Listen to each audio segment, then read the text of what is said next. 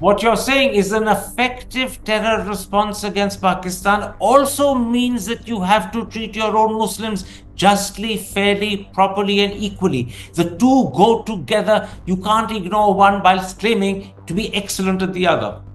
Absolutely. This is the first requisite. Before technology, before intelligence, before everything. And Mr. Modi, who's supposed to be a strong ruler, must ensure this. So your And message to Modi is fight terror strongly, but don't forget to be just to your own Muslims as well. no, first, be just to everybody. That is Atalji's advice to him. Raj Dharm. Everybody. Not one section.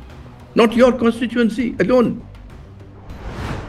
How do you view this rude and crude behavior by the Indian media? Is it edifying or was it embarrassing? It is a disgrace. It's a disgrace to the media. Actually, that is wrong. It's a disgrace to the country. Even that is wrong. I don't think it's just a disgrace to the country. It is a crime against the country.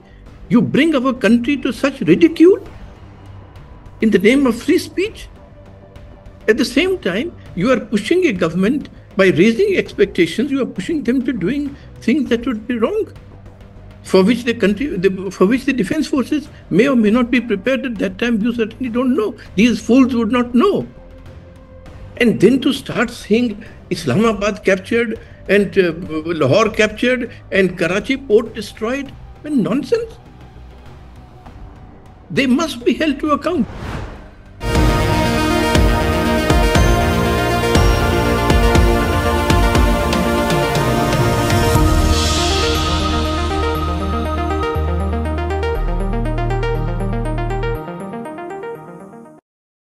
Hello and welcome to a special interview for The Wire. Today we're going to focus on Prime Minister Modi's address to the nation last night, as well as certain critical issues that occurred during the last 2 weeks, but simply haven't got the attention they deserve. How should we regard Mr. Modi's new doctrine of deterrence? That's the first critical issue. And how has the Indian media acquitted itself over the last 2 weeks? That's the second critical issue. Joining me today is a guest who's well placed to speak about both, former cabinet minister, former editor of the Indian Express, and the author of several renowned books, Arun Shourie. Arun Shourie, how do you view the new doctrine against terror that Prime Minister Modi articulated last night in his address to the nation? It has three key elements. India will respond decisively to any act of terror. There will be no tolerance for terror that hides behind the umbrella of a nuclear blackmail, and there will be no distinction between terrorists and governments that sponsor terrorists. How do you respond to those three key elements? Well, I'm apprehensive about the second element, but I strongly support the first and the third elements. And you see, but there is a danger in this formulation. It's a very good formulation. It should have been. It is good that it has been put in the public arena for everybody outside India also to hear and contemplate on.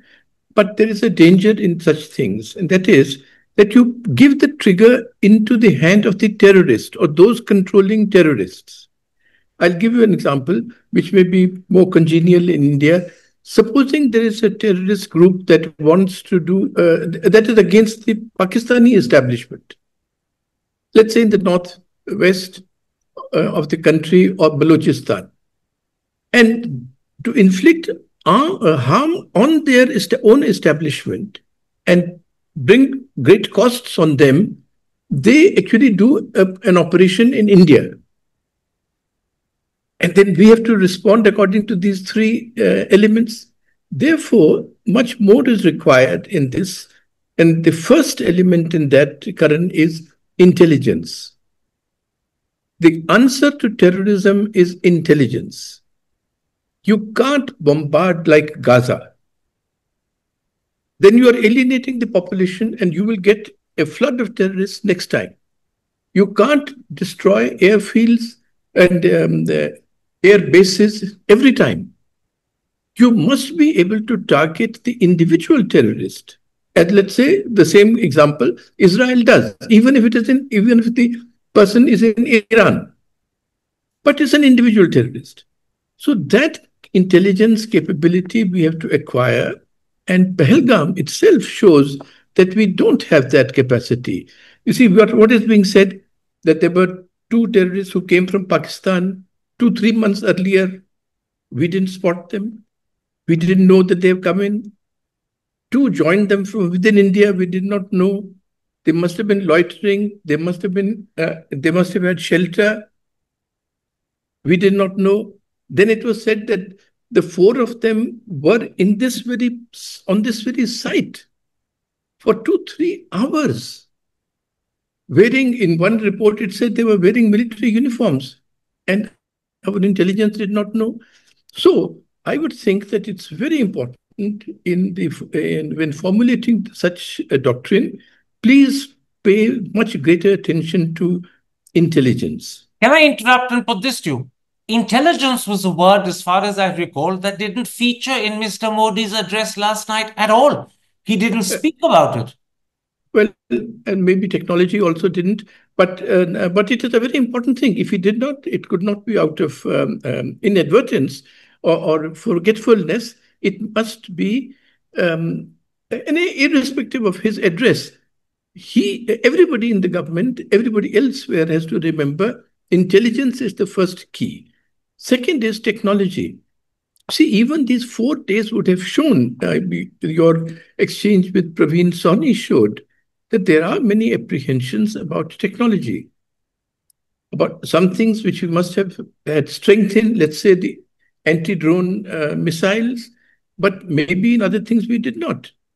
And therefore, you see, there has been some improvement in mobilizing. If I take just half a minute, in mobilizing the engineering and technical capabilities and scientific capabilities, software capabilities that have developed outside the governmental apparatus in India. But we must do much more of it and do much faster. That's not being done. I take your point entirely that we need to focus on better intelligence, swifter intelligence, more accurate intelligence, and we also need to ensure that our technological capacities are not just up to the mark, but ahead of the curve. But let me bring you back to Mr. Modi's 3 elements. You began by saying that you have reservations about his second element, that there will be no tolerance for terror that hides behind the umbrella of a nuclear blackmail.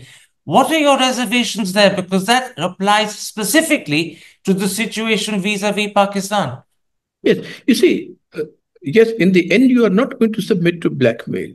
But you can't say that every act of terror, I'll go to the maximum extent. Okay, 26 people were killed this time. Maybe that's too much. What about what happened in the case of the Bombay Taj Hotel attacks? So what will be the threshold? All these things will have to be thought through. You can't say, I will use a sledgehammer every time. That's not going to be a credible deterrence. But before Mr. Modi articulated his 3 key elements, which comprise his new doctrine on terror last night, the Indian government had let it be known that every act of terror will be a declaration of war. Is there a danger that that blunt formulation actually could make us hostage to every terrorist? Yes, that is the thing. Therefore, what is an act of war and how I will respond to an act of war? There are gradations. But if you say, I will never give in to blackmail and every terrorist act will be regarded as something in which I will disregard the blackmail, and I presume that you are blackmailing me, then it is then we are mortgaging ourselves and mortgaging everybody to a formulation to which actually we will not be able to live up to.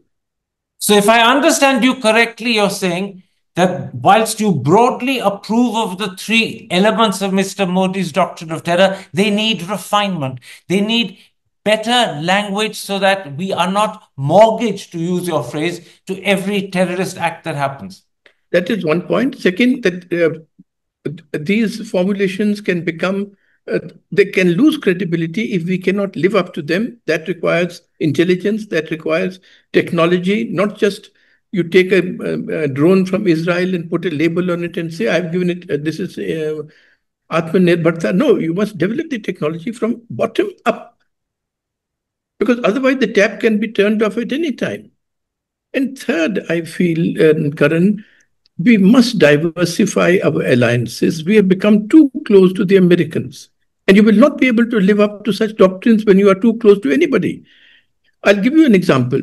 The allies of Pakistan, Turkey, and China, I think in everybody's assessment, they are much more steadfast than the United States.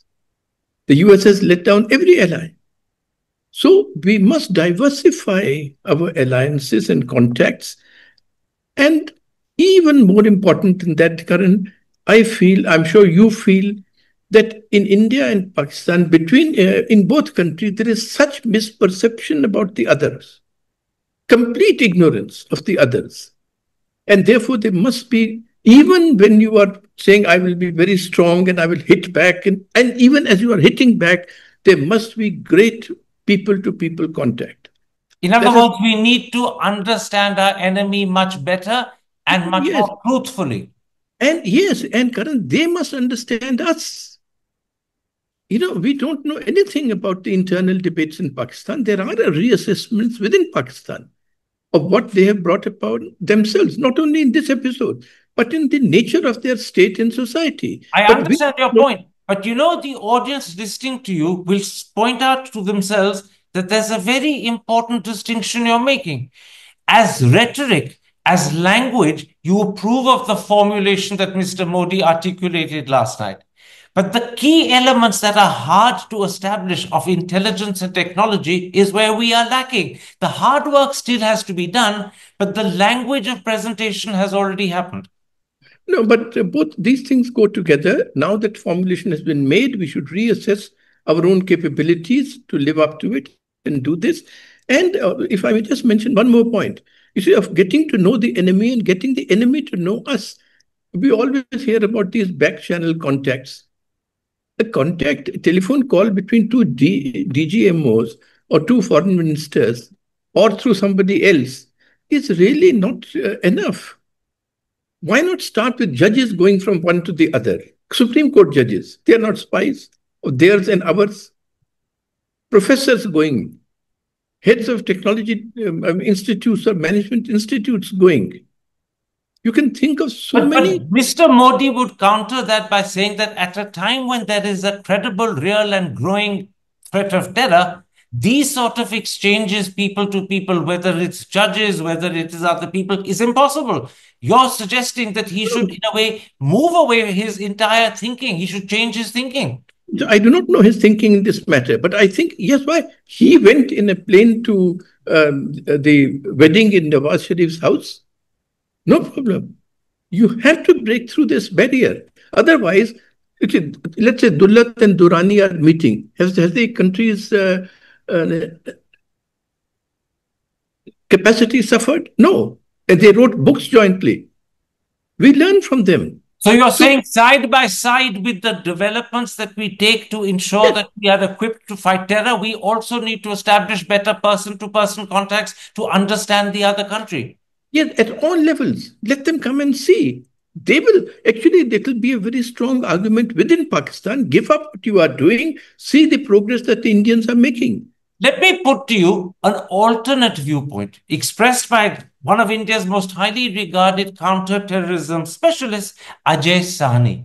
Yes. Ajay Sahni says that the surest and most effective way to fight the threat of terror from Pakistan is covertly, not overtly. The problem with the covert aspect is that you can't talk about it. The world may not necessarily know that you've done it. You certainly can't boast how successful you've been. But he believes covert action against Pakistan can decimate the structure of terror more effectively than anything we do overtly. How do you respond to that very different viewpoint? My view always is not either or, but and also. There can be, yes, covert things that I mentioned to you, this business of getting at one person, one terrorist leader, one camp, that can be done covertly. And you can deny it also. sometimes you have to make the point overtly, as was probably necessary after now, or after it was not done in the case of the Bombay attacks. So that is for the persons ruling at that time to judge. Okay. But even more than, I mean, you are right about, our not knowing anything about Pakistan, or they are not knowing anything about us. But even worse is that we are demonizing people, our sections, vast sections among ourselves. I'll come to that later. Let's not go ahead of ourselves. I'll come to the way we demonize vast sections of our population, by which you mean Muslims, in a moment's time. Let me first bring up Trump. Literally, minutes before Mr. Modi addressed the country on Monday, President Trump informed the world that once again India and Pakistan have been bullied by him into a ceasefire. He said that India and Pakistan were threatened that there would be no trade with the United States unless they stopped the war. And Trump claimed that this threat worked. How do you view Trump's alleged role in mediating the ceasefire? And I use that word mediating on purpose because Trump used it himself to describe what he'd done. And this is not the first time he's done it. It happened on Saturday. He announced a ceasefire to the world before the two countries concerned were even making it public. And then on Sunday, he spoke about his desire to mediate over Kashmir. Now he's made it clear that it was his threat not to trade that had forced the two countries to stop fighting. How do you view Trump's role in all of this? See, Karan, if you were editing the paper or your channel and Trump was one of your reporters, you would fire him because he's completely untrustworthy. He says one thing today, he wants to claim credit for everything. Oh, I stopped. He's always said, I stopped so many wars in my first term. I stopped nuclear wars, the annihilation of humanity. And tomorrow he will say something else, that I've kept the war going. Look at what he's doing on Ukraine. Look at what he's doing on tariffs.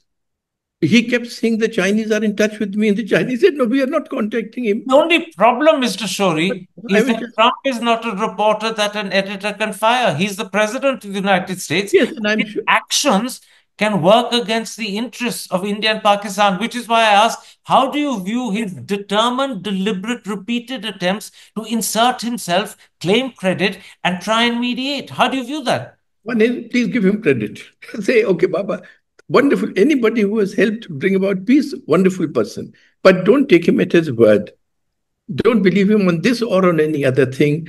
And secondly, you see, the crucial point that you made, Karan, is not just about claiming credit. Let him take credit. People are fed up of him. Give him the credit, okay?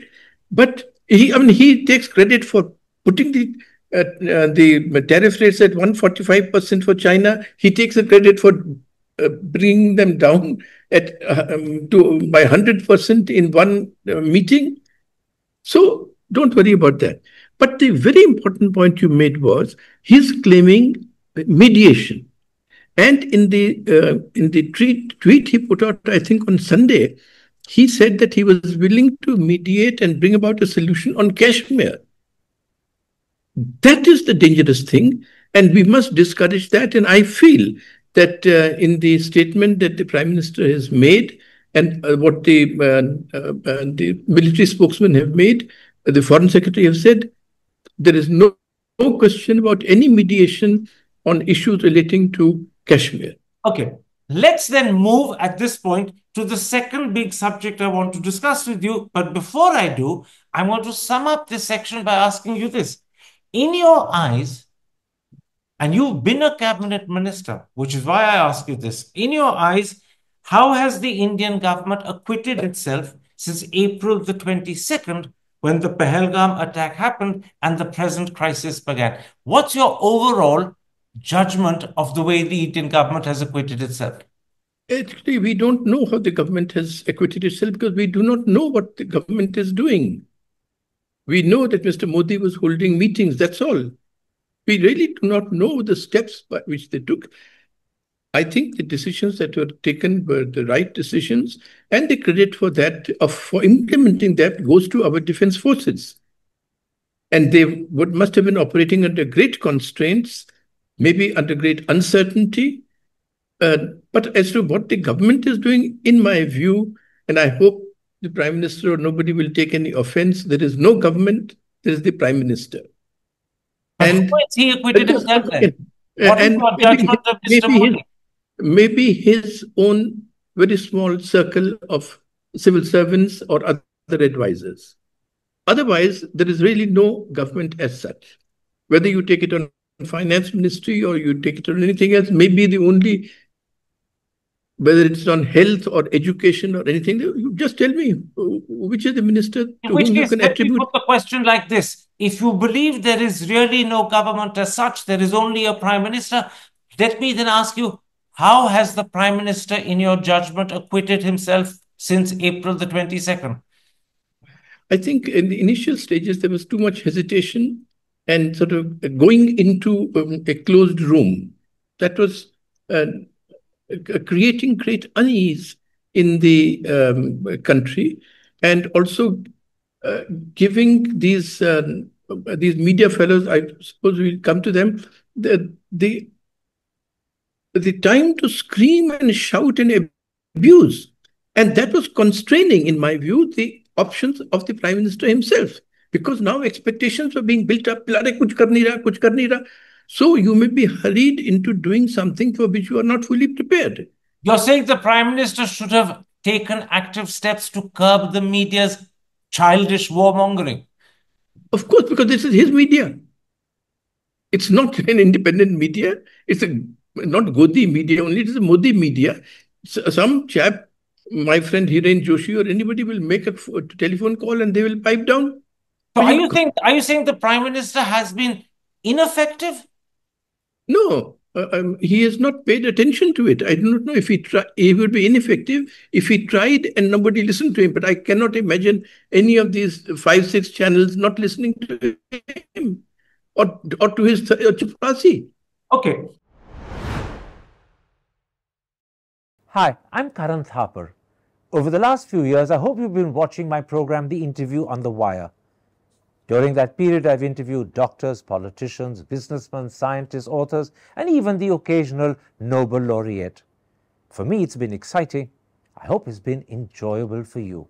But these, as you know, are tough times, and if this program is going to remain bold, independent, and sometimes even defiant, then I think we need your support. At the end of the day, it's a truism, but editorial independence is best defended by the viewers. So if you would like this program to remain the way it is, forthright, outspoken, and interesting, then would you consider supporting us? All you have to do is to click on the description at the bottom. But more than anything else, I hope you will continue to watch the interview. Your viewership means an awful lot to me.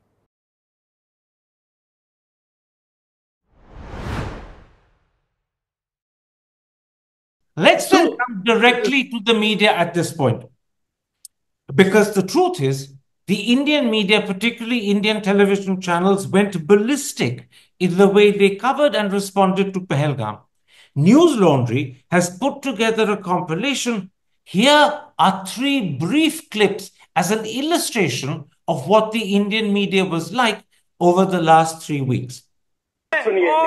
ओ गंजे और मेरा नाम तूर है और तूर तुझे चूर चूर करेगा वहां पे बैठ के बातें आ रही है तुम्हें अरे जब तुम बाथरूम घुसोगे ना सुबह सुबह अपना पेट क्लियर करने ना तुम्हें पानी नसीब होगा और ऊपर छत से मिसाइल भी आने का डर होगा तुम्हें छपने की जगह नहीं मिलने वाली तेरी औकात नहीं है गर्दन कटेगी आज से मुनीर की ऐसे ऐसे अरे छोड़ो लाहौरी पाकिस्तानी पंजाबी भिखारी कहीं का इंसान तो भिखारी देख तुझे अपने बाप दादा का नाम नहीं पता झूठे अबे दूसरी पीढ़ी का कन्वर्टेड है हमसे पूछ रहे अपना नाम बता दादे का नाम बता अपना कॉफी चाय छोड़ गरीब तुमने पाकिस्तान क्यों छोड़ा भगोड़े अरे भगोड़े हामिद खान अरे भगोड़े नंबर 1 भगोड़ा हो तुम भगोड़ा लंदन में बैठे हुए भगोड़े इस आदमी को इस सुअर की औलाद को 1 मिनट इस पिग को भारत तब आना था जब पहलगाम हुआ Tell me, Mr. Shourie, how do you view this rude and crude behavior by the Indian media? Is it edifying or was it embarrassing? It is a disgrace. It's a disgrace to the media. And actually, that is wrong. It's a disgrace to the country. Even that is wrong. I don't think it's just a disgrace to the country. It is a crime against the country. You bring our country to such ridicule in the name of free speech. At the same time, you are pushing a government by raising expectations. You are pushing them to doing things that would be wrong, for which the defense forces may or may not be prepared at that time. You certainly don't know. These fools would not know. And then to start saying Islamabad captured and Lahore captured and Karachi port destroyed, well, nonsense. They must be held to account. It's wonderful that News Laundry has put out these three things. Somebody should really put out segment by segment what they were saying and ask these damn fools. You are destroying the credibility, not just of the so-called media. You are destroying the credibility of the country because these things will be watched. You see, I'll tell you, just let's say you are the great generals in the media and you're great defensive. What is the function of propaganda at such a time? It is, for instance, one of the functions would be to divide the population of Pakistan, to have a wedge between them and the civilian government, between the civilian government and the military. And actually, by this kind of nonsense, you are uniting them. You're doing the country a great disservice. So it is foolishness compounded by idiocy, compounded by vulgarity. As you pointed out, this is what's called the Godi media in particular that was doing it. Mr. Modi had the capacity, he had the means, he had the authority to draw them in and check them. He didn't exercise it. Yeah, actually, it was just not required much exercise. He just has to tell, "Arey yaar, unko kaho bakwas band kare." Just to a peon. And all these characters who are shouting and screaming will shut up in 1 minute. But he didn't even do that. Yes, he didn't do it. Actually, there's a very important point that you make. The government should realize, and if I may through you address Mr. Modi, I would like him to see that it is not just the credibility of the media, it's not just the credibility of the government, of the country, it is the credibility of the government and his personal credibility, which goes down because of this shouting, screaming, and abuse. Because people think it is the Modi media, that these fellows are doing it by the encouragement of the government. Otherwise, they would be in for hate speech for all sorts of things. So it's the credibility of the government which goes down, and you see what the consequence of that in such a crisis, that if nobody is going to believe our government, that, if there's a very telling point that I realized personally. When Pahalgam happened, there was a universal outrage in the country. But when this action started, the response had suddenly got muted. And I think that was partly because of the lack of credibility of the media, of course, on these characters and what they had shown, but also of the government. People were not believing what was being said on our behalf. Therefore, the government was wise enough to put the defense personnel to speak. But that's also a realization that people would not be listening to what you are saying. Let me make another point about the media to you. Not only did the media weaponize, and weaponize is a euphemism, the debates against Pakistan, it also failed to report the response of Kashmiris to Pahalgam. And that is something we needed to know. Clerics opened mosques to provide beds for those who did not have hotel bookings. Taxi drivers refused to charge fares to passengers heading for the airport. There was a complete hartal as shops, hotels, colleges, and schools closed to express sympathy with the victims of Pahalgam, and all political parties, whether in opposition or in government, took out rallies in condemnation of the terrorists. We needed to know this in the rest of India. Yet it was either not told to us or it was only very fleetingly covered. A message that should have been delivered about Kashmir at a telling point was not delivered by the media. How do you respond to that? Yes, of course, this is terrible. And the answer to that, if I may address my colleagues, my former colleagues who are the editors today, is field reporting. Everybody is just sitting in his chamber and nobody reads your editorials or edit page articles. Field reporting. A good example would be, in this very instance, Barkha Dutt. She's there. So she's reporting from the ground. So you should, if these people had been giving as much space to their reporters who are in Srinagar and Pahalgam and so on, it would be very good. The Indian Express did some very good reports, but that's what should be the focus. But there's another point, Karan, and that goes to other programs that you have compared. See, this business of non-seeing, it has almost become a test of loyalty in this case. That if you report what the Kashmiris are doing, then you are really not, you are being pro-Kashmiri, pro-Muslim, pro-something, anti the poor victims. No, but it becomes a test of loyalty. And this is not just, this is a general feature in India today, and especially in Indian media. You see that in your own reports regarding Manipur. There must have been many human stories at that time, but they were not reported. You know, one of the worst consequences of the way the media, A, weaponized its debates, and B, completely failed or only fleetingly covered the warm, genuine response from Kashmir itself, is that we ended up fueling anti-Muslim sentiment in the country. Once again, the Indian media ignored it. It didn't even think it was worth covering. But British papers like The Guardian were quoting a man called Vishnu Gupta, president of the Hindu Sena, who said the attack in Kashmir was an attack on Hindus and we will respond in kind, not only against Kashmiris, but against every Muslim in India. And then he called for a complete boycott of Kashmir by tourists to teach the Kashmiris a lesson. That was hate speech, pure and simple, vile and terrible.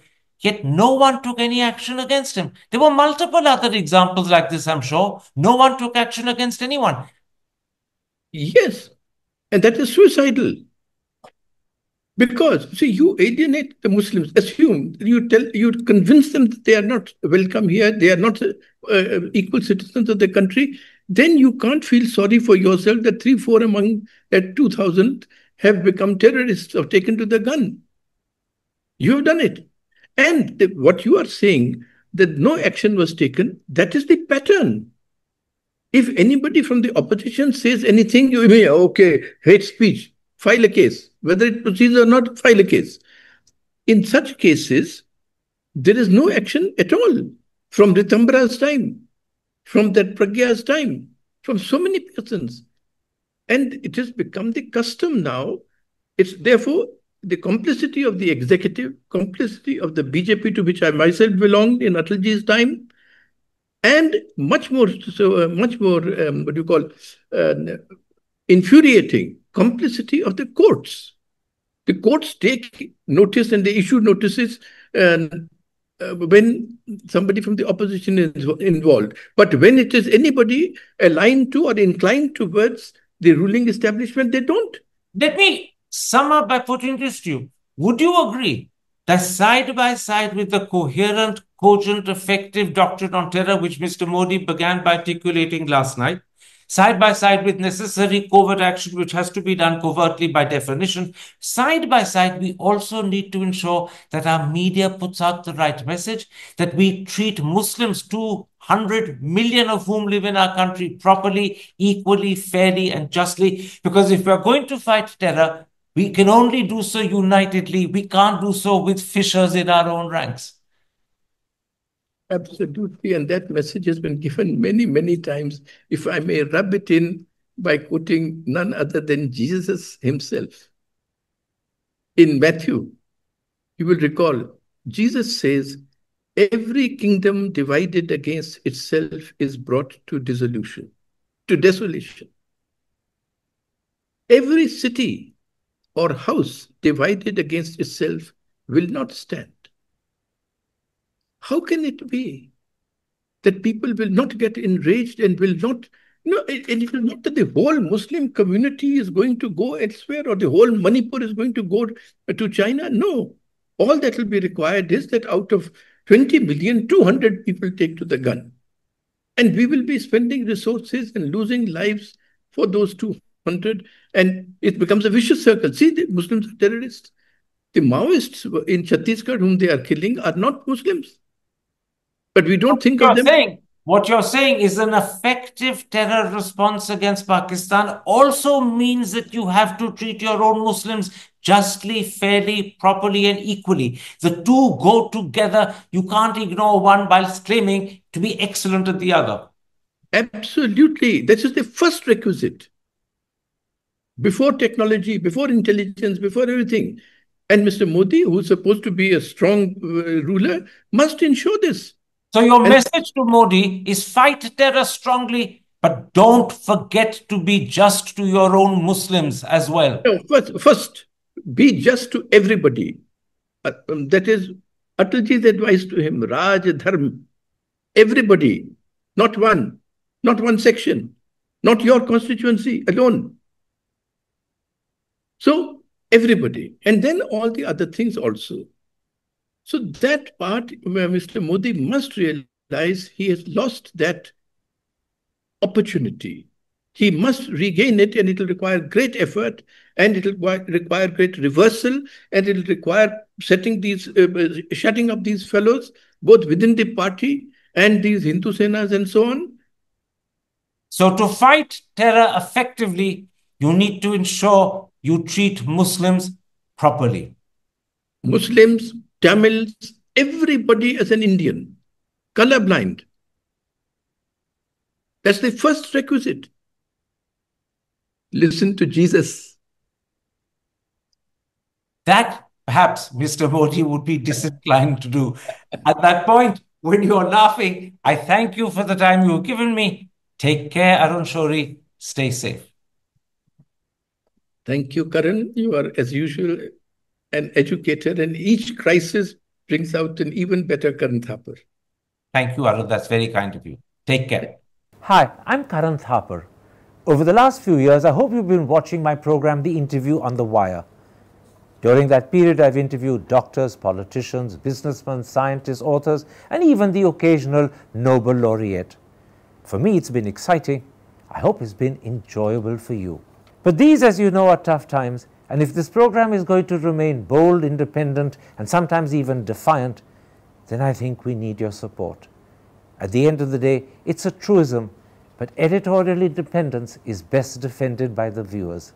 So if you would like this program to remain the way it is, forthright, outspoken, and interesting, then would you consider supporting us? All you have to do is to click on the description at the bottom. But more than anything else, I hope you will continue to watch The Interview. Your viewership means an awful lot to me.